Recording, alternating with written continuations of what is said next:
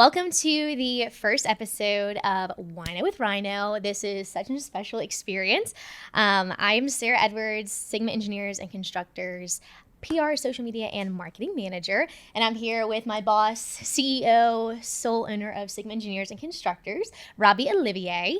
And so the roles are kind of reversed today. Yeah. I mean, this is Robbie's brand new podcast, and he always asks anyone who is going to come on the podcast, he wouldn't do something that they, he wouldn't ask someone to do something that they wouldn't do themselves. So anyway, we have Robbie in the hot seat today, and we are going to be asking him a few questions just to kind of get to know him, his life, his experience in the entrepreneurship world, in business, owning a company, and just get to know a little bit more about what Ryno with Wino is.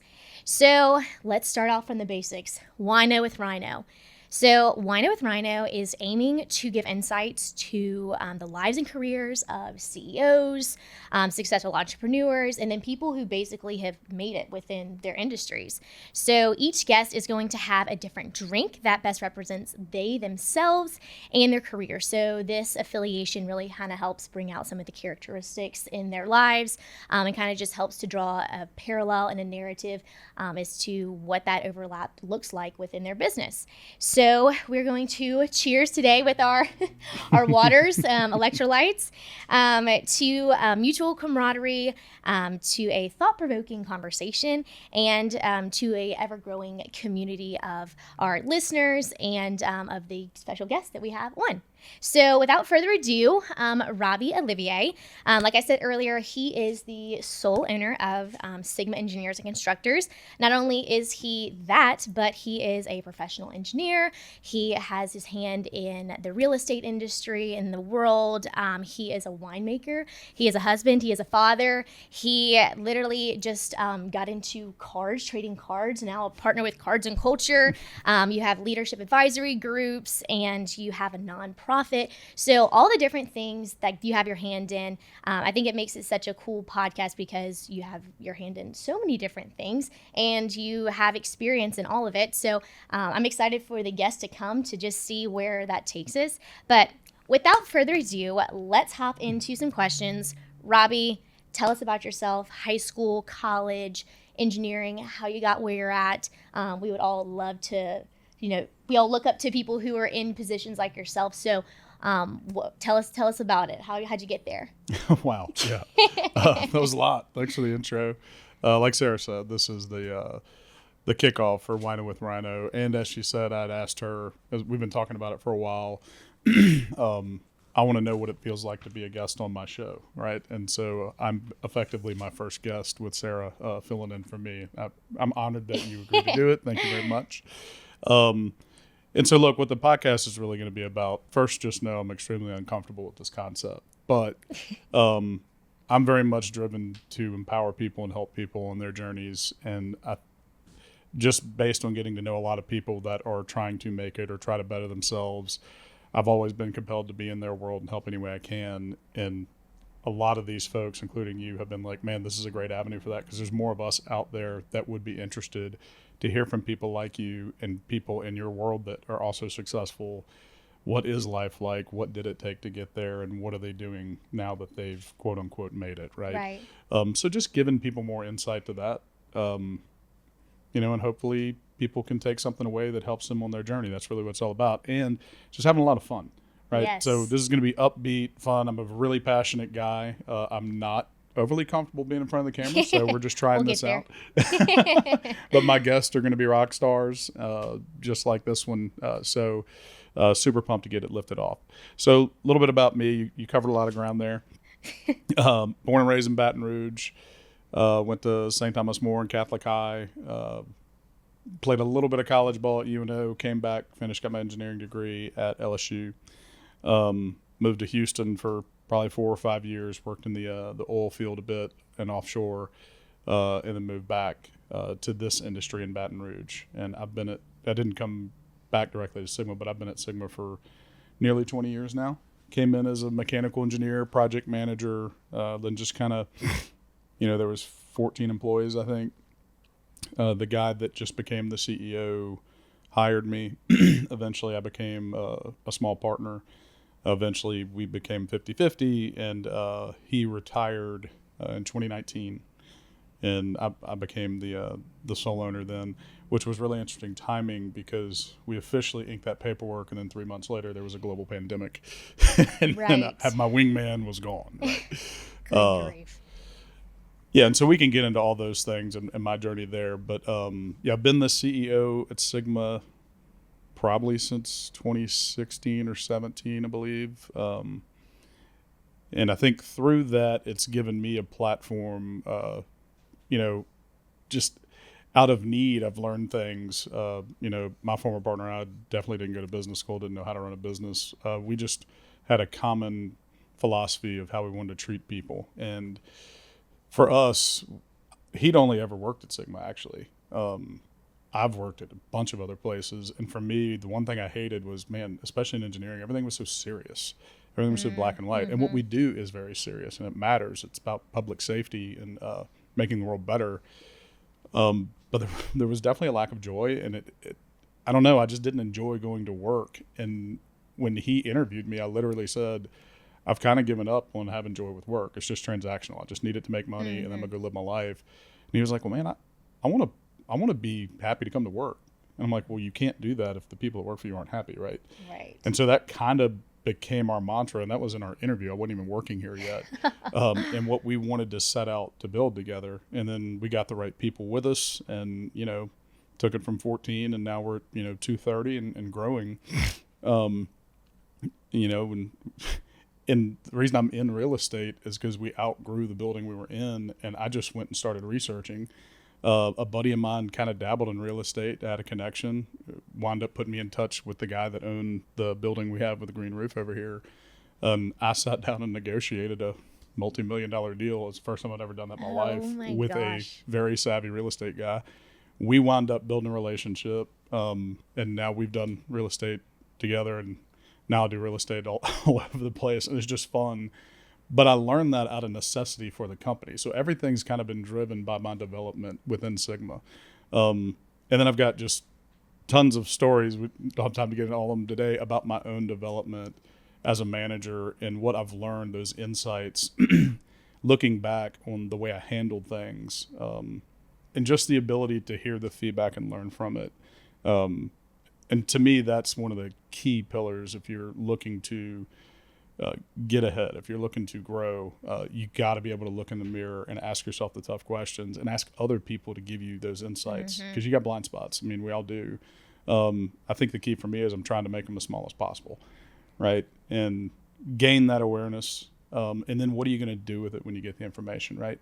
So a lot of people say they want certain things, but are they actually willing to do the things it takes to get the results you want, right? And so I don't want to get all like deep and serious in this podcast, but just so you get a little insight to me is I'm highly driven to evolve, to keep growing.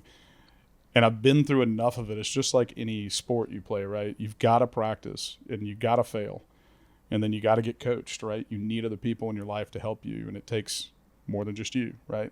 Definitely. So it takes a village, and it takes a community, and definitely culture. I can attest to the culture that you've built here, starting with 14, now 230, and just all the other things that you've been able to do just from out of sheer necessity, but just how fruitful it's been for you, which is just really, really neat to see. And then I'm sure as many others would want to relate to, like, wow, like, okay, like this is how you got going in it, like this is how I can get going and things like that. So let's talk a little bit about, like I said, that really just ties right into like why we're doing Wino with Ryno. Like, what would you say that for listeners and for like potential future guests, like what would you say like the main purpose and like what you really aspire that people get out of that? Really just, can I say anything that you can relate to, that you can connect to, that gets you thinking, that might get you a little motivated or inspired? The challenge I have with some of the podcasts that I've listened to or watched is sometimes they can be self-serving and it's about their media, and I'm so against, like, that's just not in my nature. There's nothing wrong with it. It's just against my nature. So that's why it's so awkward for me to conceptually have a podcast. And I'm not saying I'm just this altruistic, humble person, but for me, I wanted something that I had an alignment of purpose with. Like, what is this? And that's what you're asking me, right? Yes. Is I've been told by people like you, Miss Abby, and other young entrepreneurs, they want time with me. They want to hear how did I learn those things, right? And how do I make certain decisions that I make? And I'm a very open person, but I mean, it's probably pretty intimidating for a young entrepreneur to be like, hey, can I steal a couple hours of your time and do a little job shadow so I can learn how to do some of the things you do, right? Right. And I know how hard it was for me because, like I said, my partner and I didn't know how to run a business. We kind of learned a lot of that together. And so I think the more I can share with people on what I learned, how I learned it, the questions I asked, the network I built, I think it could help them maybe have not quite as arduous a journey that I did. And then also I can be that access for folks that I really wanted, 15 years ago. And I've built a network now to where, like, look, this is the first time I've ever run a 230 person firm. And every day I get up, it's the first time I run a 235 person firm, right? And so every day I am new at this and I'm a beginner and I'm learning. And so I have a network of people that have more employees than I do or do bigger numbers than we do. And I learn from them, like, hey, I'm trying to figure out what am I faced with next. So, but perception is very interesting. And so part of this is defining reality. There's a perception that Robbie's made it or whatever that narrative is. I've never felt that way, right? And I live a good life. I'm very happy with it, and I've designed it the way I have, and I'm very proud of that. But I'm not complacent, and I'm not sitting here like, man, I can now relax. I wake up every day just as intense as 15 years ago that I've got to do better, I've got to do this. Right. And so to me, you either have that drive or you don't. And a lot of people that don't have it say they want certain things, but you can't get there without the drive, right? No. And so yeah, that was kind of a long walk, but to me, that's what I want to be able to do is just be a resource and for my guests to really shout their stories. Because I know these amazing people that, like me, don't necessarily like the limelight. They agree to do it with me because they know my personality, because I'm like, well, I don't like this either. But they have stories that have affected my life. And I want those to be heard because I think it just helps the world better. It brings joy and knowledge. And if we can bring some hope, because we're inundated with so much negativity and so much seriousness. And we're not going to eradicate all that, but if we can just bring like a little bit of sunshine, a little bit of hope, that's what I'm all about. That's what I want this show to be, right? No, I definitely agree of the jovial spirit that you have and that the potential and future guests will have as well. But yeah, that tenacious spirit, the continuing to wake up, like wanting to be better than you were the following day, like constantly in the competition with yourself to be like the best version of you, and just kind of seeing that continually grow as you learn through your blind spots and, you continue to like refine yourself. It really is cool. But like you said, like every day is a new journey. Like sometimes you do things like everything is brand new every single day. So it's really it's cool to see, all the steps that you've taken and the insights that I've gotten and others have gotten, just of like, hey, like, okay, if I wanted to start an LLC, how do I go about doing that? Hey, how, like, what's the difference between this and that? Like, what are our terms of agreement, that sort of thing. So it really is cool that you've been able to like walk through all of that and have other guests who have other stories of how they've gotten to where they're at. But yeah, love the nature of this show and how it's not to be boastful, braggy, but yeah, just really to be centered around, you're like, hey, look, we have some really cool insights. Like, if you don't have that hour to spend, like, you can literally watch this and you're like, okay, like I feel like I can take a few things away from it. For sure. All right, well, let's jump into a bit of a fun question, something that's really kind of neat and unique about this show. So tell me about the different drinks and like the purposes of that. Like, what is that all about? How is that going to be incorporated? Yeah. What's your thoughts? So first of all, drink responsibly, right? We don't condone, yes, drink responsibly. We don't condone irresponsibility with that. But kind of a fun way, I've thought about some of the connections I have with people and why I have those connections.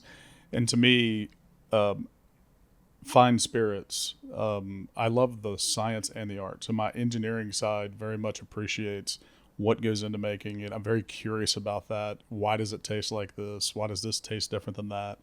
And so I really appreciate all kinds of different, just whether it's food or drink or whatever. And so I love that piece of it, but I also love the art and the romance of it as well, especially like really good wines, right?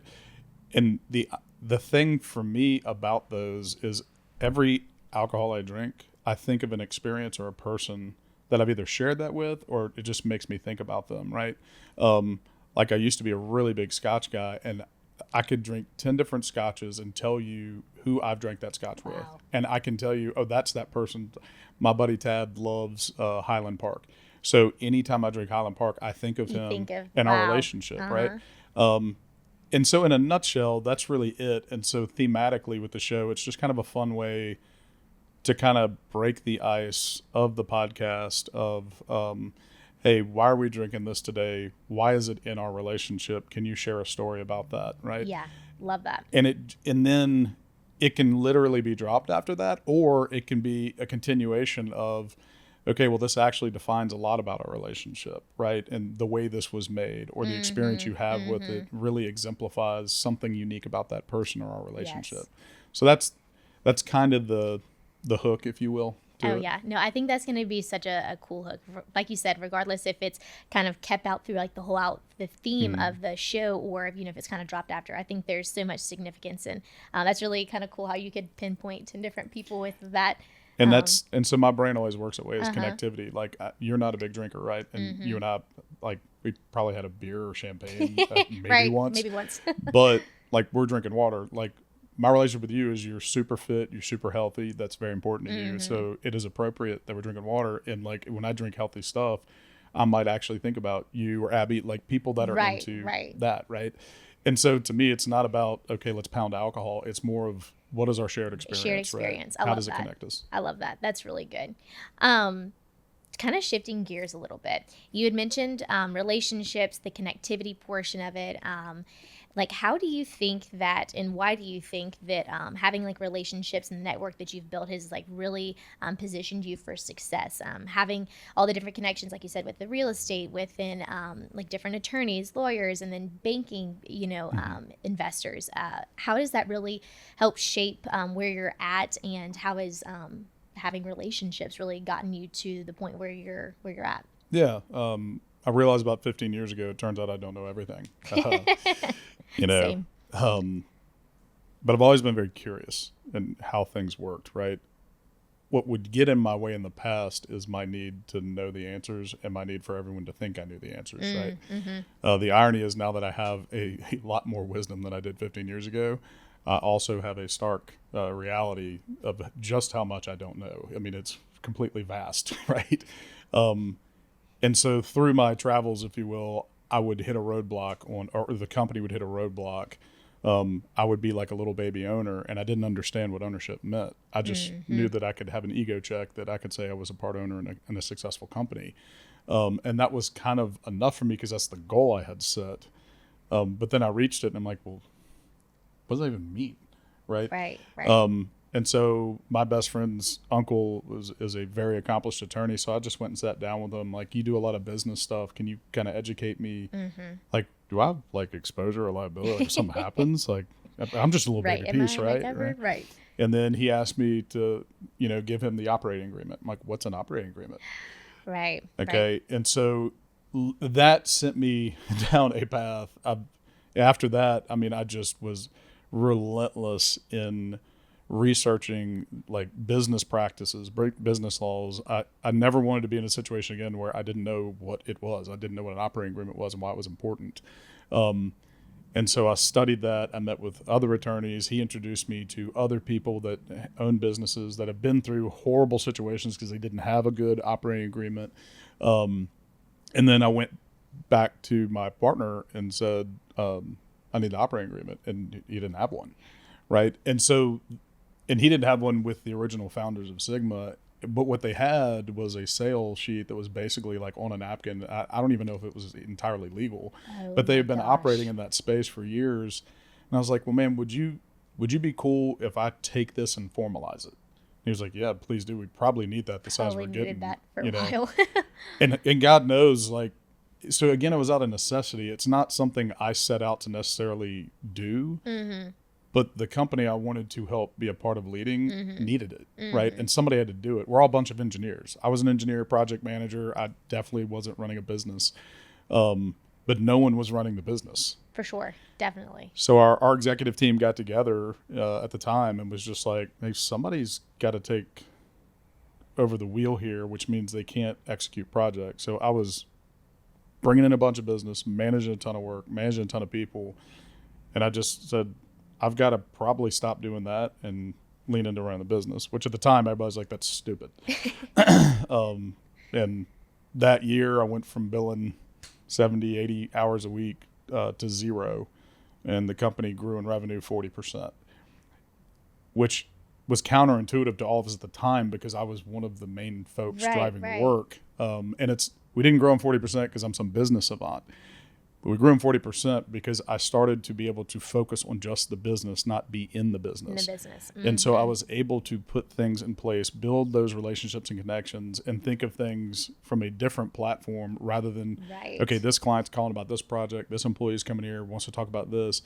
And I could still field those questions, but they were no longer the priority, and I had to level up people to be able to assess those things. And it was a risk because I could have not developed, and I could have just not had a knack for those things. But like I said, I was driven to learn the things out of necessity that would help make the business successful, and then also what would make me more successful in it as well. And so the need and the curiosity combined. And so, okay, now I've got this operating agreement I'm working on. I used that, sat down with my partner and said, look, I think we need to buy the original guys out. And here's why. And I put it together and said, because I now understand the accounting side, the tax side. I met with 2 tax attorneys. I met with 3 or 4 CPAs. Again, all through my network, all through my friends that had businesses. Like, well, who do you use? And they just introduced me to people they trusted. And so I trusted them, and then I would build my own relationships with them, and they'd introduce me to other networks, right? And so then my focus became, I really need to focus on my network, how I show up, what value I am to people, because all that does is just bring it out more for all of us, right? So it does take a village, 100%. There is no successful person, if they're being honest, that says, no, I did this on my own and had no help, right? And the further along I get, Sarah, I actually require more help than I did when I was younger.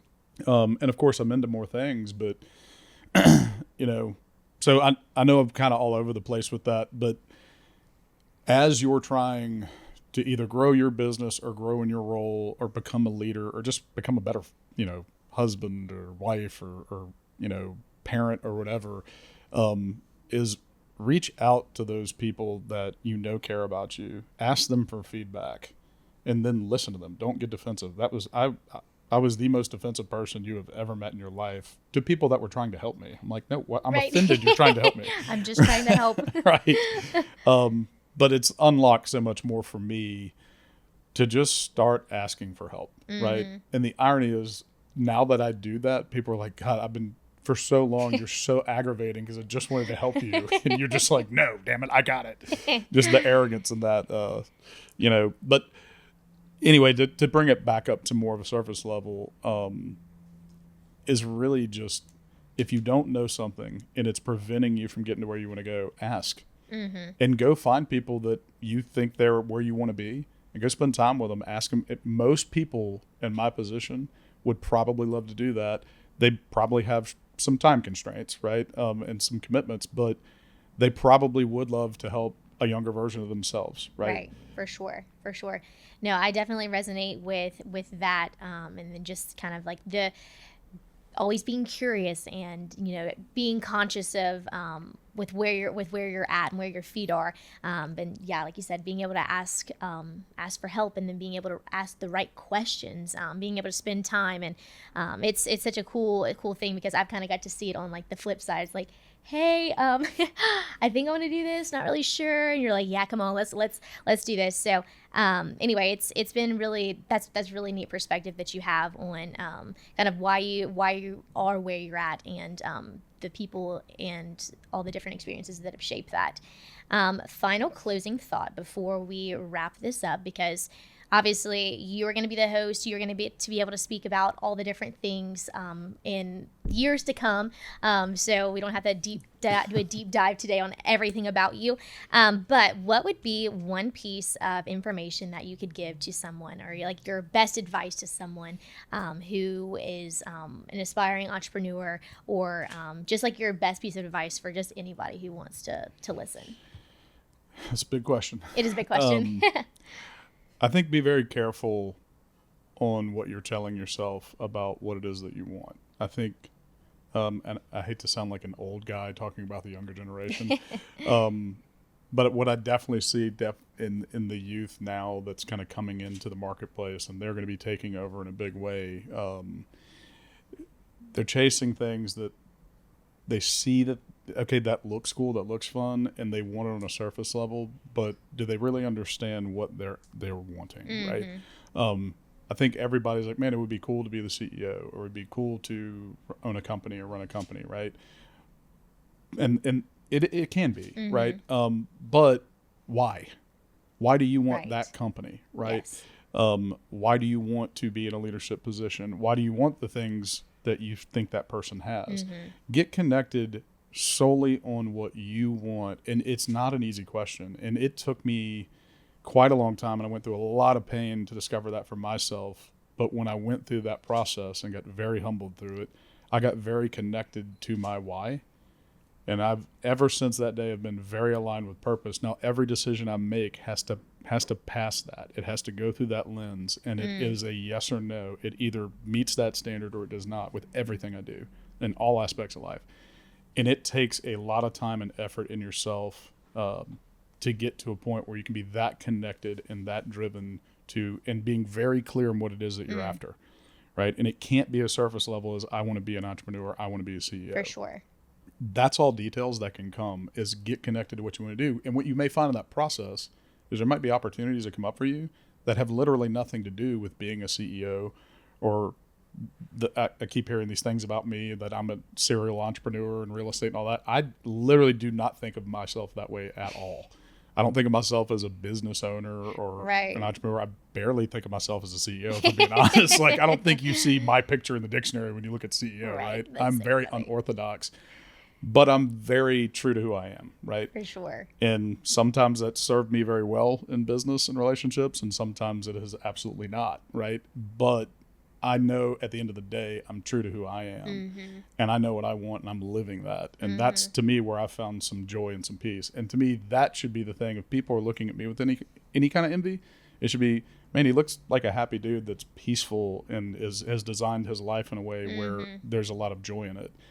That, to me, is the most important thing that I've focused on, and that I feel like I'm working at it every day, but I'm achieving it to a large degree as well. And so you can talk about the money and the other opportunities, but at the end of the day, I'm living my purpose, and that's the thing I'm most proud of, right? So that's a stellar answer. That's so neat. Thanks. Being able to align your why, having that lens, being able to stay in that lane, having your focus and not just chasing the next shiny thing, but just like really being in alignment with where kind of your skill set is and where you're falling and what's passionate for you. And like you said, it doesn't always have to be about the money or the titles or the fame, but it's, at the end of the day, like having that joy and peace is just like, man, like that's a I've made it moment. That's a made it moment, which everybody can achieve like every day. Like you can design wherever you're at to kind of be in that alignment of purpose. As long as it's And who knows where it'll take you. I have never once even been curious about doing a podcast. Like, in fact, I'm not that guy. And so that connection brings me into spaces that, one, make me uncomfortable. It allows me to challenge myself. It allows me to listen to people like y'all to go, okay, I'm still connected. I'm still going through that lens of, yes, this checks my boxes, and holy crap, this is also terrifying for me, right? And so I'm willing to do those things and try things like this because it is connected to what I'm trying to do. Definitely. Right? And what I want. So definitely. Getting comfortable with the uncomfortable and still being in alignment of purpose and branching out, trying new things, reach a different audience, and still maintaining your why in every step of the way. So I love it.